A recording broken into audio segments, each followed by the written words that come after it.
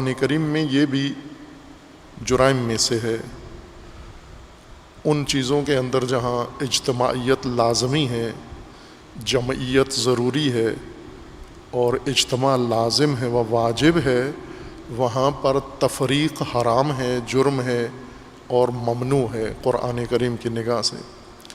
جیسے امت کے اندر اجتماعیت ضروری ہے، مومنین کے اندر جمعیت ضروری ہے کہ یہ جماعت کی صورت میں اور جماعت کی شکل میں بنے، امت بنے، اجتماعیت ہو ان کے اندر، جمعیت ہو ان کے اندر، اور ان کے اندر افتراق اور تفریق نہیں ہونا چاہیے۔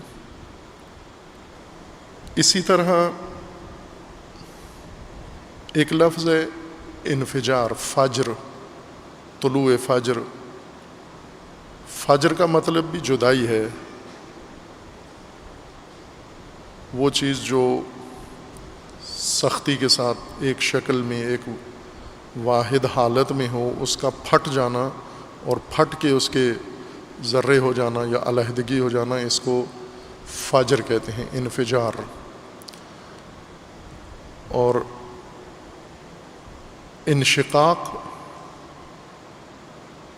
استعمال ہوتا ہے وفاق کے مقابلے میں، اتصال کے مقابلے میں، کہ جہاں پر کسی مجموعے کا جڑ کے رہنا، باہم مل کے رہنا اور موافقت کے ساتھ، مطابقت کے ساتھ رہنا لازمی ہو، انہیں اگر علیحدہ کر دیا جائے تو اس کو شق کہتے ہیں۔ جیسے قرآن کریم میں ہے، شق حجر بھی ہے اور شق قمر، آپ نے سنا ہوا ہے زیادہ یہ لفظ، اصطلاح شق القمر، چاند کو توڑ دینا یا پتھر کو توڑ دینا، اس کو شق کہتے ہیں۔ جسمانی چیزوں میں آپ یہ سارے اصطلاحات اور الفاظ انجام پاتے ہوئے دیکھتے ہیں اور ان کی کیفیات بدلتے ہوئے دیکھتے ہیں۔ جیسے پتھر ہے، پتھر آپ بڑا پتھر چٹان کی صورت میں بڑے حجم کے ساتھ، ڈائمنشن کے ساتھ آپ دیکھتے ہیں اور اس کا ٹوٹنا بھی دیکھتے ہیں آپ، پتھر ٹوٹ بھی رہا ہوتا ہے اور ٹوٹتا بھی ہے، ٹوٹا ہوا بھی پتھر آپ دیکھتے ہیں۔ اینٹ دیکھتے ہیں، جڑی ہوئی ایک چیز متصل ہے اور اس اینٹ کا ٹوٹنا بھی آپ دیکھتے ہیں اور توڑتے بھی ہیں۔ اسی طرح لکڑی ہے، لاٹھی ہے، کوئی چیز ایسی ہے جو ایک واحد متصل ہے، ایک شے ہے، جڑی ہوئی ہے، ایک سطح ہے اس کی، اور اس کو ضرورت کے وقت یا ضرورت کے بغیر آپ اس کو توڑ دیتے ہیں، یہ ٹوٹ جاتی ہے۔ یہ کیفیات جسمانیات میں آپ روزمرہ یہ الفاظ قرآن کریم کے آپ ان کے مصادیق دیکھتے رہتے ہیں اور خود آپ کرتے بھی ہیں، مرتکب بھی ہوتے ہیں۔ مثلاً آپ انشقاق کرتے ہیں، بہت ساری چیزوں کو شق کرتے ہیں، آپ سبزیاں منڈی سے لے کر آتے ہیں اور گھر میں لا کر ان کو آپ کاٹتے ہیں۔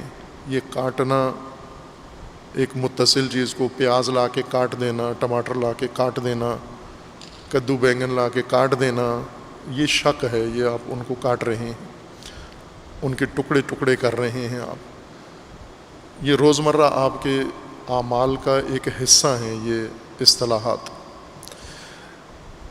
یہی چیزیں جو ہمیں اجسام میں اور اپنے ارد گرد موجود اشیاء میں کیفیات اور حالات ان کے نظر آتے ہیں، یہی کیفیات اور حالات انسانی اجتماعیت، انسانی سماج کے لیے بھی لحاظ کیے گئے ہیں، رکھے گئے ہیں کہ انسان بھی اس کیفیت کے ساتھ اور اس حالت میں اپنی جمعیت اور اپنا سلسلہ تشکیل دیں۔ جیسے خاندان انسان تشکیل دیتا ہے تو یہ انہی جسمانی اشیاء کی کیفیت کی طرح ایک واحد ایک شے بنتی ہے، جوڑ کے مختلف اجزاء سے، مختلف ارکان سے مل کر ایک خاندان تشکیل پاتا ہے، اور اس خاندان کے اوپر ایک وحدت کی حالت، کیفیت طاری ہوتی ہے، اور یہ ایک گھرانہ سمجھا جاتا ہے، ایک اکائی سمجھی جاتی ہے جو مختلف افراد سے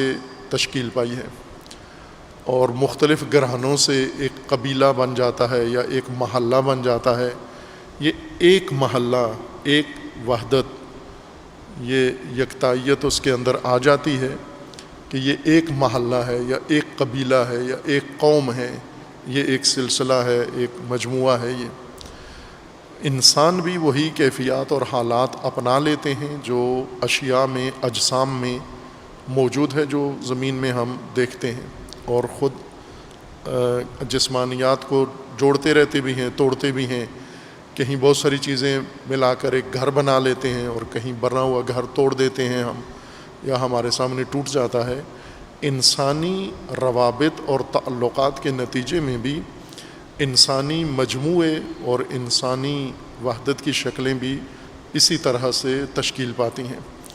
اور جس طرح پتھر بنتے ہیں، بڑے ہوتے ہیں، اور پھر ٹوٹتے بھی ہیں، چھوٹے ہو جاتے ہیں، اسی طرح انسانی معاشرہ بنتا ہے، تشکیل پاتا ہے، بڑا ہوتا ہے، اور پھر ٹوٹنا بھی شروع ہو جاتا ہے۔ اس کے اندر دراڑیں پڑ جاتی ہیں، اس کے اندر جدائیاں پیدا ہونا شروع ہو جاتی ہیں۔ جس طرح کا بھی انسان کوئی مجموعہ تشکیل دیتا ہے، ایک مدت کے بعد اس کے اندر ایسی کیفیات ایجاد ہونا شروع ہو جاتی ہیں کہ اس کی وحدت اور اتصال کی کیفیت، اس کے جڑے ہوئے ہونے کی کیفیت ختم ہو جاتی ہے، افتراق کی طرف بڑھنا شروع ہو جاتا ہے۔ قرآن کریم میں انسانی روابط کے نتیجے میں وجود میں آنے والی کیفیات میں سے ایک کیفیت انسان کی ازدواجی زندگی ہے، زوجیت کا رشتہ ہے، میاں بیوی آپس میں یہ ایک حالت ہے جو دو انسانوں سے مل کر تشکیل پاتی ہے۔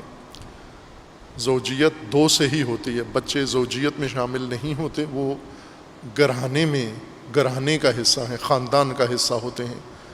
الزوج و زوجہ، میاں بیوی، یہ دو فرد سے ایک زندگی بنتی ہے۔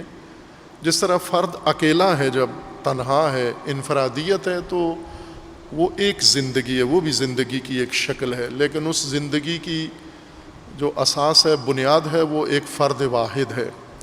جب دوسرا فرد اس کی زندگی کے ساتھ آتا ہے، جوڑتا ہے اور اس کا حصہ بنتا ہے، تو پھر اسی زندگی کی شکل تبدیل ہو جاتی ہے اور ایک نئی حالت، کیفیت اختیار کر لیتی ہے، جسے ازدواجی زندگی کہتے ہیں۔ انفرادی زندگی سے ازدواجی زندگی میں یہ فرد داخل ہو جاتا ہے۔